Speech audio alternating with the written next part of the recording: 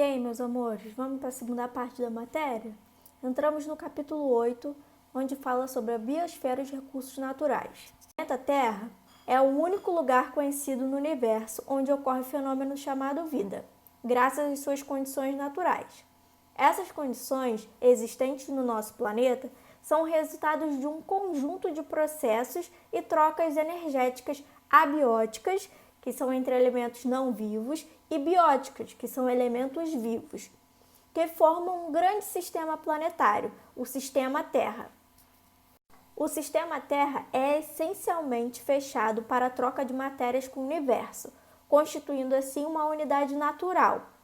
Ele é composto por 4 subsistemas que estruturam o funcionamento do planeta: a litosfera, a atmosfera, a hidrosfera e a biosfera, que é a esfera da vida, que recebe o suporte dos 3 primeiros. A litosfera é um subsistema que representa a camada sólida de um planeta, composta por rochas e solos. No caso do planeta Terra, ela é composta pela crosta terrestre por parte do manto superior. Ela está dividida entre as placas tectônicas e sua espessura pode variar a depender do tipo de placa, de 5 km as placas oceânicas a 60 km nas placas tectônicas continentais. A litosfera é o local de atividade de grande parte da vida da Terra, incluindo as atividades humanas. Essa camada é a que utilizamos para construir casas, plantar alimentos, encontrar água potável, explorar os recursos minerais, e nela evoluímos como espécie e desenvolvemos a nossa sociedade. A atmosfera é a camada de gases que envolve o corpo celeste, retida por um longo período de tempo. Para ver a atmosfera, é necessário que o corpo material tenha massa suficiente para atrair e prender gases com sua gravidade. A nossa atmosfera é composta por gases de nitrogênio, gás de oxigênio e o gás argônio. O restante é composto pelos chamados gases traços, que representam um percentual muito baixo da composição atmosférica, como o vapor d'água, o dióxido de carbono, o metano, o ozônio. A atmosfera terrestre é um subsistema indispensável para a manutenção da vida na Terra. Ela retém gases importantes, como o oxigênio, e é responsável por filtrar e absorver os raios gerados pelo Sol, aquecendo a superfície terrestre, no fenômeno conhecido como efeito estufa, e regulando as temperaturas do planeta para evitar que elas fiquem muito quentes durante o dia ou muito fria durante a noite. Os aviões voam na atmosfera. Já a hidrosfera é um sistema composto por todas as águas do planeta, as quais formam uma camada descontínua sobre a superfície terrestre. Compreende todos os oceanos, mares, lagos, lagoas, lagunas, rios, riachos, córregos, águas subterrâneas, vapor de água e, para alguns, a criosfera, que reúne as regiões dos perfis terrestres cobertos por gelo e neve. A hidrosfera é um sistema diverso com muitas espécies de animais, plantas e etc. Estão inclusos na hidrosfera todos os organismos vivos que habitam a água ou dependem dos habitats aquáticos. A hidrosfera é um sistema muito importante para a sustentação da vida em nosso planeta. A biosfera também é chamada de ecosfera. É um conjunto de todos os ecossistemas da Terra, ou seja, ela inclui a biota, os seres vivos e todos os compartimentos nos quais ela se insere e com os quais ela interage, formando um sistema integrado de processos bióticos e abióticos que oferecem condições para a manutenção da vida. A biosfera surge juntamente com os primeiros seres vivos da Terra, que desde então começaram a evoluir e se diversificar, passando a ocupar os diversos ambientes do planeta. Ela está intimamente relacionada à litosfera, à atmosfera e à hidrosfera, uma vez que, sem os outros subsistemas, provavelmente não existiria vida.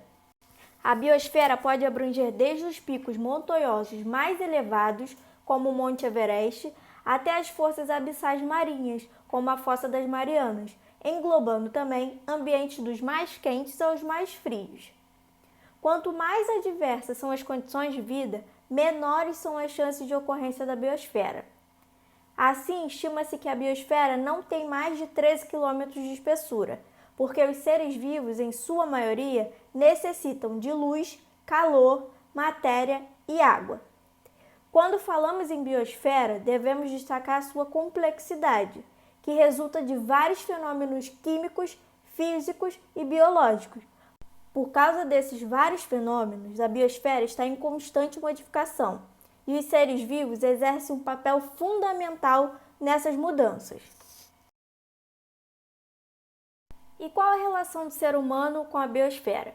O ser humano é uma espécie animal que, em conjunto com todos os outros seres vivos, compõe a biosfera. No entanto, ele é dotado de características como a autoconsciência, a racionalidade e a sabedoria que os diferenciam de outras espécies e torna capaz de transformar e impactar significativamente o meio ambiente à sua volta, ou seja, de gerar impactos ambientais relevantes. É importante destacar que os impactos ambientais não são necessariamente negativos. As ações humanas são geradoras de diversos impactos no meio ambiente, em maior ou menor escala. A agricultura, a exploração de recursos naturais, a industrialização, a urbanização, o descarte irregular de resíduos, a criação de novas tecnologias e até mesmo a conservação de rios e florestas geram impactos ambientais positivos ou negativos.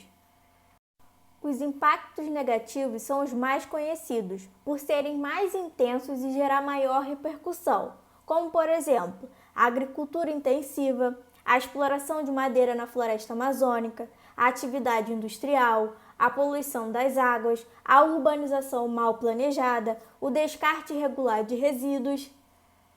Recursos naturais são elementos da natureza que são utilizados pelo ser humano em suas atividades. Exemplo: água, sol, solo, vegetação, rochas. Todos os recursos naturais se encontram distribuídos de forma desigual pelo planeta, devido à história da formação de cada lugar e às ações humanas que ocorrem em cada época. É a partir da exploração desses recursos que o homem caça, pesca, planta, extrai madeira, ferro, constrói, produz energia e produtos manufaturados, industrializados, entre outras atividades socioeconômicas, sendo essa exploração indispensável para a existência da sociedade como a conhecemos. Todos os seres vivos, sem exceção, exploram a natureza para sobreviver. Os recursos naturais eles são divididos em renováveis e não renováveis. Os recursos renováveis são elementos da natureza inesgotáveis, o que, caso sejam utilizados corretamente, se renovam com rapidez, de forma natural ou pela ação humana. São considerados recursos renováveis a água, o sol, o vento, vegetação e os animais. Os não renováveis são elementos da natureza que não renovam ou têm um processo de renovação muito lento, levando milhares de anos para se recuperar. São exemplos desses recursos o petróleo, o carvão, o gás natural, também conhecidos como recursos minerais, fósseis, os minérios em geral, como ferro, o ouro, urânio e etc. O Brasil produz variado grupo de substâncias minerais, algumas em grande volume e outras nem tanto. É importante destacar que alguns recursos renováveis poderão se tornar escassos caso o consumo deles seja maior do que o seu tempo de recuperação. É o exemplo da água, recurso essencial para a nossa sobrevivência, que se não for bem cuidado, seja por causa do aumento do consumo, seja pela poluição dos recursos hídricos, em pouco tempo acarretará problemas de dimensões globais, como a escassez de água potável. E é isso, meus amores. Beijos e até a próxima!